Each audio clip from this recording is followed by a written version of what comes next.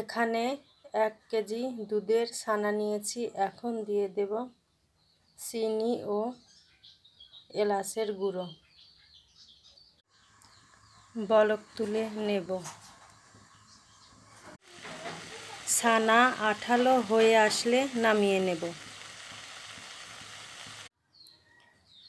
এখন একটি প্লেটে ঘি মেখে নিয়েছি। এখন দিয়ে দেব ছানাগুলো। ঠান্ডা হয়ে আসলে পিস পিস করে কাটলেই রেডি। ছানার সন্দেশ। হঠাৎ দুধ জাল দেওয়ার সময় দুধ কেটে গেলে সেই দুধ ফেলে না দিয়ে এভাবে সন্দেশ বানানো যায়। যেহেতু আমার ছানার প্রয়োজন, ছানা হলেই হলো। ভালো লাগলে শেয়ার করুন। টাটা।